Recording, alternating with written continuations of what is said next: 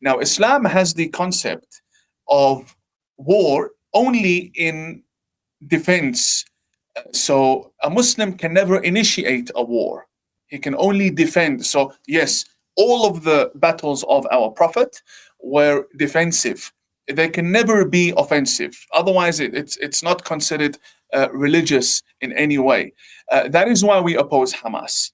Hamas attacked the Jewish nation on October the 7th, and they said it was self-defense for issues that took place 15 years ago and 70 years ago.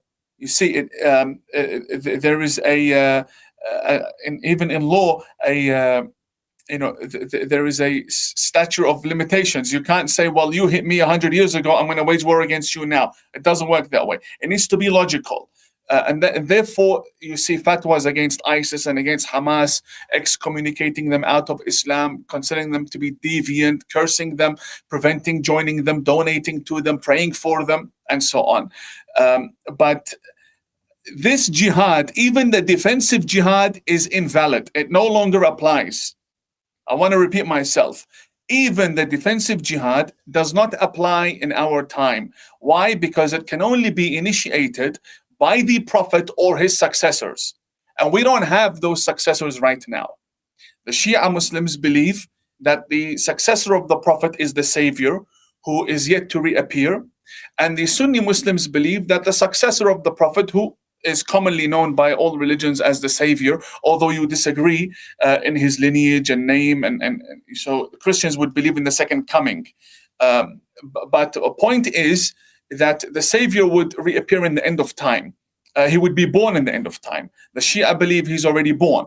The point is, there is no infallible successor of the Prophet appointed by God to initiate such a defensive war, not even offensive, which is why we say Khamenei is a corrupt, crook, charlatan, dressed in the attire of religious men and waging war against all countries in the Middle East, whether it be military war or otherwise. And if we want to go back to your point where you spoke about the current Muslim leaders, whether they represent Islam or not, 100%. So I'll give you a good example. And I always speak about the UAE. It's a perfect example. If you were to ask me, where is Islam good today, in good shape?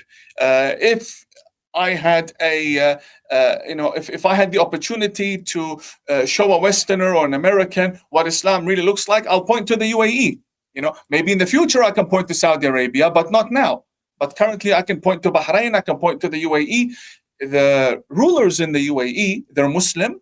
They represent not only the region and its geopolitics, they represent Islam as well. Why is it, Dinesh, that we only say that the leader of the Palestinian Authority and Khamenei in Tehran, they represent Islam? They're heads of state, but every time they speak, it's interpreted as this is what Islam says. But when the rulers in the Gulf speak, no one says it's an Islamic opinion. So yes, Sheikh Zayed, the founder, and the current president, Sheikh Mohammed bin Zayed, definitely represent Islam. Islam is not anti-Christianity, and it's not anti-Judaism.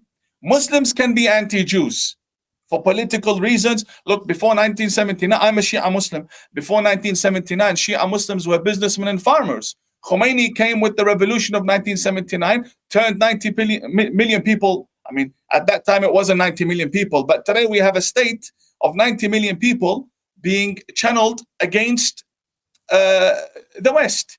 Now, I know and you know that Khamenei doesn't have 90 million followers, at best 30 million, due to state allegiance and hatred of Israel. But again, when he speaks and when you take him into consideration, what does America look at? A country of 90 million people. Bottom line is this, that's the end result. I want to educate and raise awareness about the Islam that is free from Islamist politicization and pollution. There is no room for politics in such a manner. Politics needs to be, okay, for example, this water runs through my land. How much water do I keep for me? How much do I allow to flow into other regions? This type of politics is welcome. But to try and conquer and use terrorism of immigration, right? So the regime opening the gates and facilitating and pushing for the gates to be opened from Iraq and other Middle Eastern countries so that they could flood the West in people who would be in prison, really, in any normal state, such as the UAE. This is what we oppose. Bottom line is, if we want peace, there needs to be a clear, truthful way forward where you and I can be different and coexist at the same time. It's 2025. America's debt is over $37 trillion, and the dollar just had its worst crash since 1973. That puts your savings and your family's future at risk.